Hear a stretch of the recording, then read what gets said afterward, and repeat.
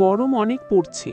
এই গরমে যদি একটু লেবুর রস দিয়ে শরবত খেতে পারতাম তাহলে হয়তো একটু শান্তি লাগতো। কাল থেকে আবার রোজা, আমাদেরকে আবার বন্দি করে ফেলবে। এই রোজার আগে কি করা যায়?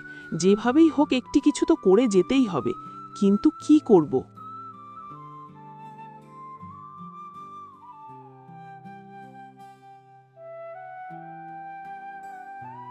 ভাই, লেবু কত টাকা আলি বিক্রি করছেন? ও, দেখা যাচ্ছে লেবু কিনতে এসেছে। ভালো উপায় এসেছে আমার মাথায়। কাল থেকে রোজা আর অনেক গরম পড়েছে। মানুষ সারাদিন রোজা রেখে লেবুর শরবত খেতে চাইবে, আর শরবত খেতে গেল তো লেবু কিনতেই হবে। আমি আগে দেখি কত করে লেবু বিক্রি করে। ভাই, লেবু সস্তাই দিচ্ছি, মাত্র 20 টাকা আলি। তাহলে তো লেবু সস্তাই আছে। কাল রোজা, আজকে লাগবে না। কাল নেব আর তাজা লেবু শরবত খাবো। আজকে লাগবে না ভাই লেবু, কাল এসে তোমার কাছ থেকেই নিয়ে যাব। ভাই, আজকে লেবু নিয়ে যান। লেবু টাটকা, সকালেই গাছ থেকে পেরেছি। একদম টাটকা লেবু ভাই। তার এমন কথা শুনেও লোকটি লেবু না নিয়ে সেইখান থেকে চলে গেল। আর এমন ঘটনাটি গাছে বসা ডাইনি দেখতে পেল। এসব দেখে তখন ডাইনি বলল, এই গরমে লেবু তো অনেক সস্তাই, তারপরেও লেবু নিল না। সস্তা বলে আজ তুই লেবু নিলি না, কাল তো রোজা, তোরা সবাই রোজা রাখবি তাই না? এখন আমাকে যেভাবেই হোক এই লেবুর দাম বাড়াতেই হবে, কারণ সারা দিন রোজা রেখে মানুষ লেবুর শরবত খাবেই। যদিও লেবু 300 টাকা আলি হয়, তাও লেবু খাবে।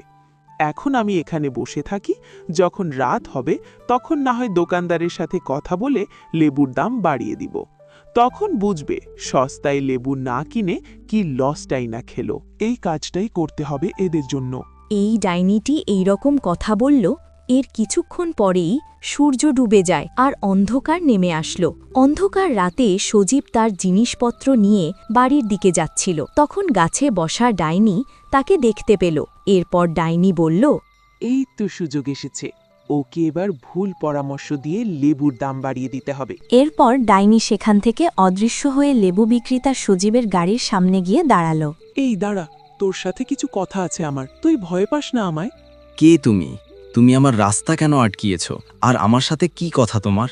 তুই এত গরমে ভালো টাটকা লেবু সস্তায় কেন বিক্রি করিস? এই লেবুগুলো তো আর ভালো দামে বিক্রি করা যায় তাই না?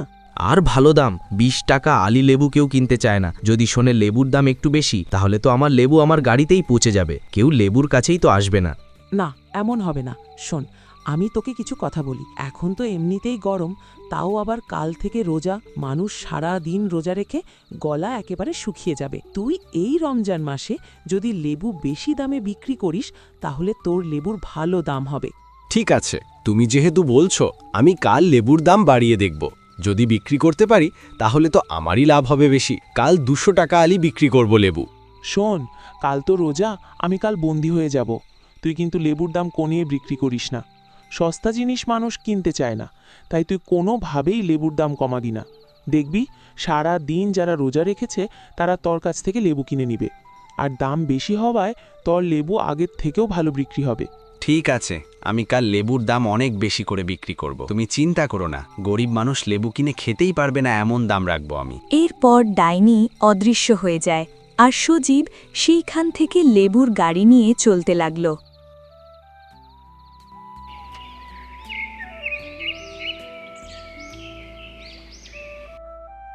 ভাই, আমাকে এক হালি ভালো দেখে লেবু দিন তো। ভাই, লেবুর দাম বেড়ে গেছে। এক হালি লেবুর দাম এখন 200 টাকা। ভাই, একদিনে লেবুর দাম এভাবে কিভাবে বেড়ে গেল? ভাই, এখন লেবু পাওয়া যায় না, আমার কাছে মাত্র এই 2 ভুল লেবুই আছে। আচ্ছা ভাই, আজকে তো প্রথম রোজা, বাড়ি থেকে বলেছে লেবু নিতে। দামটা একটু কমিয়ে ধরুন আর আমাকে এক হালি লেবু দিন।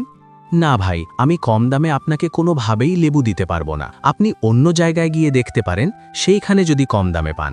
ঠিক আছে ভাই, আমাকে আপনি 2টি লেবু দিয়ে দিন। কি করা যাবে? যদি লেবুর দাম এভাবে বেড়ে যায়, 2টি দিয়ে চালিয়ে নিব। এরপর লোকটিকে সজীব সেইখান থেকে 2টি লেবু দিয়ে দেয়। কাল কম দামে লেবু না নিয়ে আজ লস খেয়ে গেলাম। হ্যাঁ ভাই, মাঝে মাঝে এমনই হয়। বাবা, তুমি বাজার থেকে এক হালি লেবু নিয়ে এসো। ইফতারের সময় শরবত বানিয়ে খাবো। খুব গরম পড়ছে, খুব পানির তৃপ্তি পাচ্ছে। শরবতটা খেলে অনেক ভালো লাগবে। তুমি মনে করে নিয়ে এসো। শুনেছি মা, লেবুর দাম নাকি অনেক বেশি। যদি মা টাকাই হয় তাহলে তোমাদের জন্য এক হালি লেবু নিয়ে আসব। এখন তাহলে যাই মা। এরপর বৃদ্ধ লোকটি ব্যাগ হাতে নিয়ে বাজারের উদ্দেশ্য চলতে লাগল। বাবা, লেবু কত টাকা হালি বিক্রি করছো? কাকা, লেবু 200 টাকা হালি বিক্রি করছি। বাবা, লেবু কিছু টাকা কম রাখো না, এত লেবুর অনেক দাম বলছো। কাকা, এখন লেবুর দাম বেশি, কম রাখতে পারবো না। কিছু টাকা কম রাখো না বাবা আমার কাছ থেকে। না কাকা, আমি লেবু কম দামে বিক্রি করতে পারবো না কাকা। এভাবেই আপনি আর আমি পিছনে হেঁটে আসি। যদি পয়সাওয়ালারও আসতো তাহলে তাদের লেবুগুলো পচে যেত আর কোনো কিছুর এত দাম হতো না।